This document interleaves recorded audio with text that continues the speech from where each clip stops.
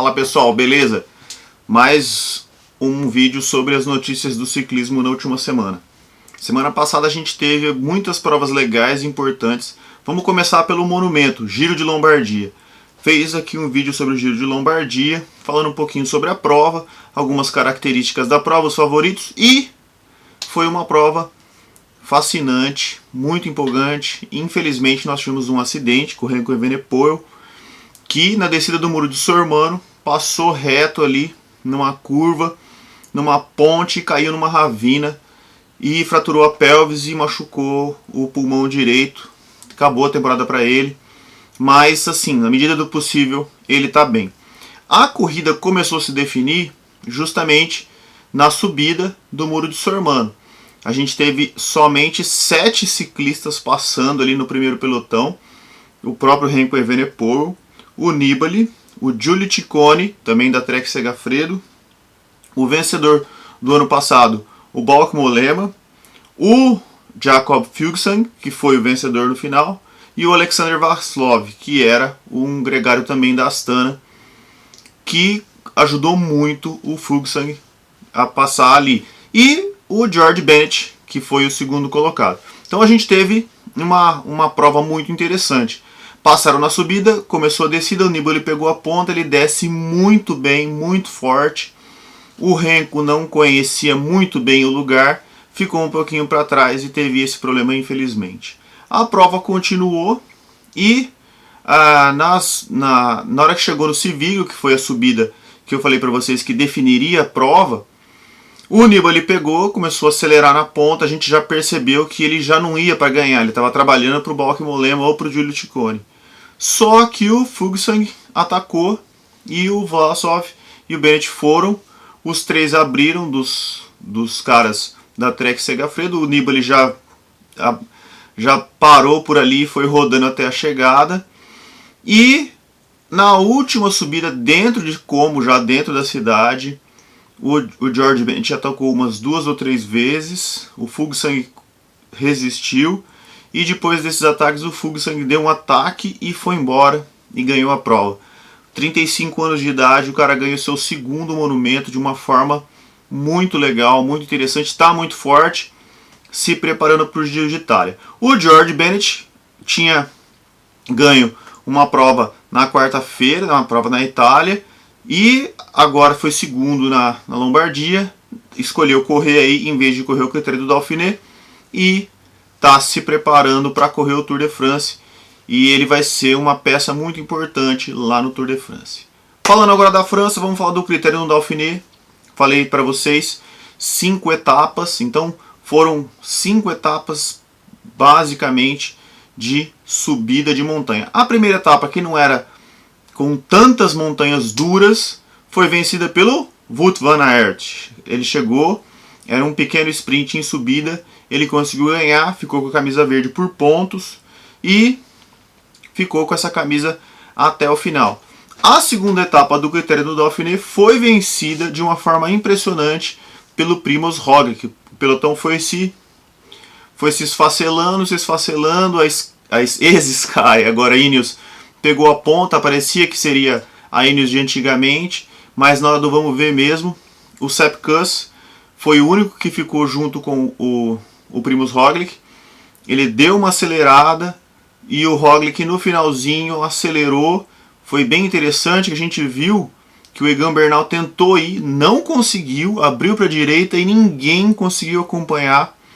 O cara que fez segundo lugar atrás do Roglic foi o Thibaut Pinot, e foi uma chegada assim que a gente viu que o Roglic está muito forte mesmo.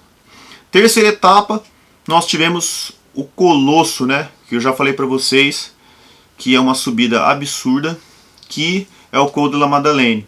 E o David Fórmula, que foi segundo colocado na prova, na Strade Bianche, atacou faltando quase 60 km para chegar e foi embora e conseguiu ganhar escapado. Ele já estava com bastante tempo para trás e conseguiu ganhar escapado, não alterou a classificação geral. O Roglic fez fez o segundo lugar e conseguiu manter o líder geral, mas o David Fórmula ganhou de uma forma muito legal essa etapa, atacando de muito longe. Na quarta etapa, a gente teve algum problema no começo da etapa, a gente tinha uma descida cheia de buracos, suja, os próprios ciclistas reclamaram demais disso aí, né? E alguns ciclistas caíram, entre eles o Kruijswijk, né, que abandonou a prova, e o líder da prova, o Primož Roglič. O Primož Roglič se ralou inteiro, mas conseguiu terminar a etapa ainda. Antes da largada, a gente já teve uma surpresa, que foi o Egan Bernal não largando. Ele já não estava com um desempenho muito bom, não largou, dizendo que estava com dor nas costas e vai se poupar para o Tour de France. O Tour de France está aí, começa dia 29 de agosto.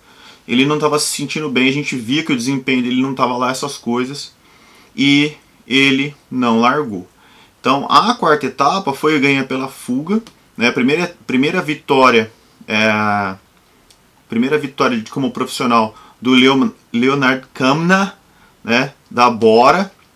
Venceu chegando em Megève, no Alto Porto, lá, para quem assistiu a prova, lugar maravilhoso lá. Essa chegada deles aí foi a mesma chegada que a gente fez no Halterroute, e foi um lugar assim impressionante, tá? Outro que também abandonou por causa de queda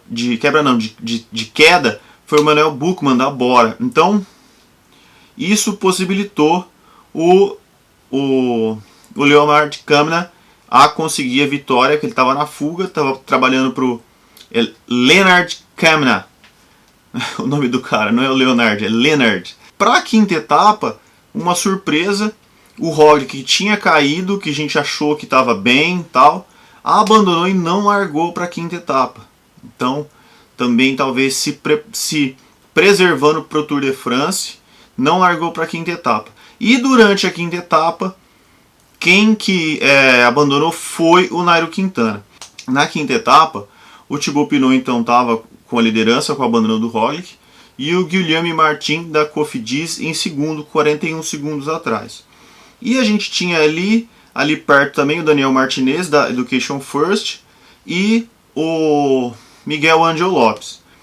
Como aconteceu as coisas? Tinha uma fuga. Nessa fuga a gente tinha o Julian Alaphilippe, o Pavel Sivakov, e aí essa fuga foi alcançada no final. Quando os primeiros colocados ali, aquele grupo de ponta, alcançou, nós tivemos um ataque, e nesse ataque a gente teve o Pogačar, o Sepp Kuss, o Daniel Martinez, o Miguel Angel Lopes, que eram os principais caras ali para o GC e para a chegada, e o Thibaut Pinot e o Guilherme Martin não acompanharam, ficaram para trás. Na chegada a gente teve o Sepp Kuss já dentro da cidade de Megève, atacando e vencendo, e quem fez o segundo lugar foi o Daniel Martinez, colombiano da Education First, com o Pogačar em terceiro, e conseguiu assim um bônus de tempo de 6 segundos, e conseguiu ser o campeão do critério do Dauphiné. Então a gente tem um colombiano vencendo o critério do Dauphiné. E uma outra coisa interessante, mostrando a força da Jumbo-Visma, ganhando 3 das 5 etapas com 3 caras diferentes.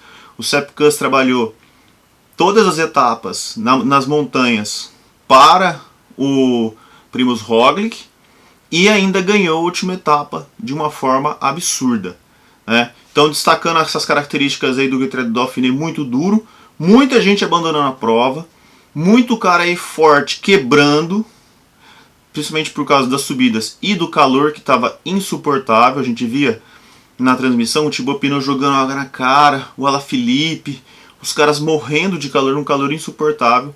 Então uma prova muito dura. Vamos ver o que acontece no Tour de France aí, mas depois a gente vai falar um vídeo a respeito somente do Tour de France. Sobre os acidentes, a gente teve mais acidentes, além do acidente do Remco Evenepoel. Nós tivemos no final da prova do Giro de Lombardia, o carro simplesmente chegou e estava passando no meio da onde é a prova e fechou o Maximilian Schachmann, e ele bateu no carro e quebrou a clavícula. Então os atletas, os chefes de equipe estão se juntando, pedindo para a UCI o quê? mais segurança nas provas. Então já tivemos o acidente do Fábio Jacobsen, tivemos o acidente do Remco Evenepoel, tivemos agora a situação onde um carro invade a pista, né, o lugar onde está sendo feita a prova, e lá no critério do Dauphiné os caras reclamando, né? Eu vi uma entrevista com o diretor da Jumbo Visma falando que era absurdo, a descida era muito inclinada, muito toda irregular, com gravel, uma coisa absurda, e os caras caíram e se machucaram. O Kruijswijk caiu, deslocou o ombro. O próprio líder, o Roglic, caiu e se machucou. Então a gente tem um monte de gente caindo, não é um fato isolado. Então, pedindo para o CI melhorar essa segurança para os atletas. Os caras fizeram até um protesto lá no critério do Dauphiné, mas como era no começo da etapa, não estava sendo mostrado na televisão, ninguém viu. Então, estou falando para vocês as notícias que eu vi aí. E além disso, pessoal, a gente teve também outras provas menores que ficaram um pouco assim de fora por causa do critério do Dauphiné e do Giro de Lombardia. Uma delas é uma prova muito legal que acontece na Bélgica. Geralmente ela acontece em julho, aconteceu agora no mesmo dia, no sábado, no dia 15. Ela chama Dwars Het Hageland. É um nome bem complicado, né? Mas o que tem de diferente nessa prova? Essa prova ela tem alguns trechos de paralelepípedos e alguns trechos de gravel. Então é tipo uma Strade Bianche junto com uma Paris-Roubaix na Bélgica. E o vencedor foi o Jonas Rickert, esse cara aí, da mesma equipe do Mathieu Van Der Poel, que é a Alpecin Fenix. Falando em Mathieu Van Der Poel, ele não foi nada bem para os padrões dele, né, no Giro de Lombardia. Ficou ali entre os 10, mas decepcionou o pessoal achando que ele ia ganhar, que ele não conseguiu passar subidas duras com os caras. Certo? E a última coisa que nós tivemos aí, nós tivemos no domingo a primeira etapa do Giro da Valônia, ou Tour da Valônia, que é na Bélgica. A Valônia é uma região da Bélgica. E o vencedor da primeira etapa foi o Caleb Ewan, o cara que eu estava apostando para vencer a Milan-San Remo. Foi lá e está sprintando muito e com certeza vai vir muito forte para o Tour de France. Beleza, galera? Bastante coisa aí, bastante notícia. Agora a gente vai ter 2 semanas e vai começar o Tour de France, e nós vamos fazer para vocês aí um especial aí sobre o Tour de France. Beleza? Galera, gostou do vídeo? Dá o seu like. Não está inscrito no canal, inscreva-se. Toque no sininho para receber notificações de novos vídeos. E é isso aí. Abraço!